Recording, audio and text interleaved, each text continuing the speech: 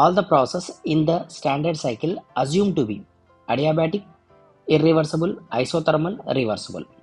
So మనం ఏ సైకిల్లో తీసుకున్నా కూడా స్టాండర్డ్ సైకిల్స్లో దాన్ని మనం ఏం కన్సిడర్ చేస్తామంటే రివర్సబుల్ సైకిల్ అని కన్సిడర్ చేస్తాం. ఎందుకు అలా కన్సిడర్ చేస్తామంటే అసలు ఫస్ట్ ఆఫ్ ఆల్ రివర్సబుల్ అంటే ఏమంటే ఫర్ ఎగ్జాంపుల్ ఏ అనే పాయింట్ దగ్గర నుంచి బి అనే పాయింట్కి ఈ ప్రాసెస్ జరిగింది అనుకోండి, దీన్ని మనం ప్రాసెస్ అంటాం కదా.